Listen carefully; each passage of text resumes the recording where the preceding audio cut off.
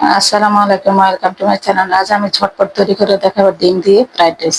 এইভাবে fried rice তৈরি করলে বাচ্চা থেকে বড় সকলেরই পছন্দ, বিশেষ করে স্কুলের টিফিন তৈরি করে দিতে পারবেন একদম ঝটপট। এইভাবে যদি যে একবার ফ্রাইড রাইস ভেজে দেন তাহলে বাচ্চারা আর বাইরের কোনো কিছু খাওয়ার বায়না ধরবে না। চলুন যাওয়া যাক মূল রেসিপি। আমি আজকে 1 কাপ চিনি গুঁড়া চাল দিয়ে রাইসটা রান্না করব।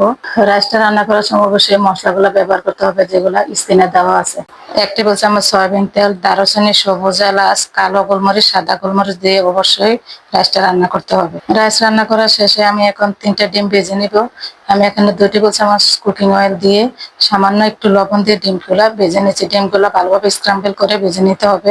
ডিমগুলো হাফ ভেজে নিলে হবে না, একটু ভালোভাবে ভেজে নিতে হবে যাতে ডিমের যে একটা স্মেল আছে সেটা না থাকে।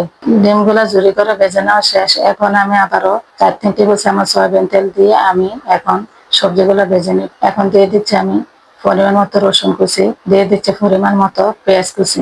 পেঁয়াজ এবং রসুন কুচিগুলো ভালোভাবে একটু ভেজে নিতে হবে, কারণ যাতে এটা কাঁচা স্মেলটা না থাকে। যেহেতু ফ্রাইড রাইস, এটা কোনো ঝোল করা হবে না, ভেজে নেওয়া হবে। এই জন্য পেঁয়াজ আর রসুনটা ভালোভাবে ভেজে নিতে হবে। এমন ভাবে ভেজে নিতে হবে যাতে একটু লাইট গোল্ডেন হয়ে আসে। পেঁয়াজ এবং রসুন ভেজে নেওয়া হয়ে গেছে। এখন আমি এখানে 1 পিস বড় সাইজের গাজর আমি গ্রেট করে নিয়েছি, ছোট ছিদ্রটা দিয়ে আমি গ্রেট করে নিয়েছি। এখন আমি দিয়ে দিচ্ছি বড় সাইজ ক্যাপসিকামের হাফ অংশ। এখন দিয়ে দিচ্ছি আমি কাঁচামরিচ পরিমাণ মতো।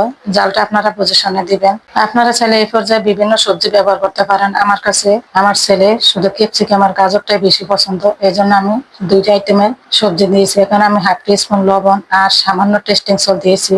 রেস্টুরেন্টের মতো টেস্ট পেতে হলে অবশ্যই অল্প কিছু হলেও আপনারা টেস্টিং সল্ট দিতে হবে, তা না হলে বাচ্চাদের এটা পছন্দ হবে না, যেহেতু এটা সবজি দিয়ে ভেজে নিচ্ছি। এখন দিয়ে দিচ্ছে হাফ টিস্পুন কালো গোলমরিচের গুঁড়া, দিয়ে দিচ্ছে 2 চামচ লেবু চিপে। অবশ্যই লেবুটা দিতে হবে, তা না হলে ডিমের যে স্মেলটা সেটা যাবে না। সবজিগুলো অলরেডি ভেজে নেওয়া হয়ে গেছে। এখন আমি দিয়ে দিচ্ছি ভেজে নেওয়া ডিমগুলো দিয়ে কিছু সময় আবার 2 থেকে 3 মিনিট আরো ভেজে নিতে হবে। সবজিগুলো আপনার একটু ভালোভাবে ভেজে নিতে হবে, তা না হলে সবজির যে স্মেলটা থাকলে এটা খেতে ভালো লাগবে না। এখন আমি ডিম সবজি সবগুলো ভেজে নিচ্ছি। সবজিগুলো ভেজে নিতে প্রায় সময় লেগেছে আমার 5 থেকে 7 মিনিট সময় লেগেছে। এখন আমি দিয়ে দিচ্ছি রান্না করে ভাতগুলো। দেখুন ভাতগুলো কত ঝরঝরা হয়েছে, একদম পারফেক্ট ভাবে রান্না হয়েছে।